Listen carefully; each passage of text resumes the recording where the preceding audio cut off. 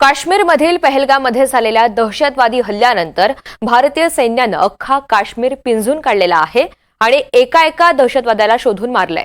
जे अतिरेकी सापडले नाहीत पण दहशतवादाशी त्यांचा संबंध आहे अशा अतिरेक्यांची घरं उद्ध्वस्त करण्यात आलीत. ज्या अतिरेक्यांवर संशय आहे त्यांच्या घरांची झाडाझडती घेतली जातेय.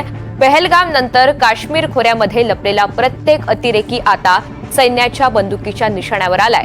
काल पहलगाम हल्ल्यामधील आसिफ आणि आदिल ठोकर यांची घरं उद्ध्वस्त केल्यानंतर आज 3 दहशतवाद्यांची घरं सुरक्षा रक्षकांनी उद्ध्वस्त केली आहेत. शोपियानमधील छोटीपोरामधील लष्कर-ए तोयबाचा सक्रिय दहशतवादी शाहिद अहमद कुट्टे याच्या घरावर कारवाई करण्यात आली.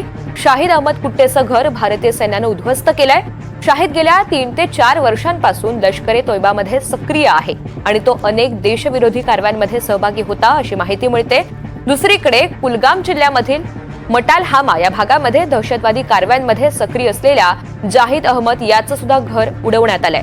तिसरीकडे पुलवामामधील मुर्रान भागामध्ये अहसान उल हकचं घर जमीनदोस्त करण्यात आलं. अहसान 2008 सालापासून पाकिस्तानमध्ये ट्रेनिंग घेऊन परतलेला होता. एहसानचा पहलगाममधील हल्ल्यामध्ये सहभाग असल्याचा संशय व्यक्त केला जातोय.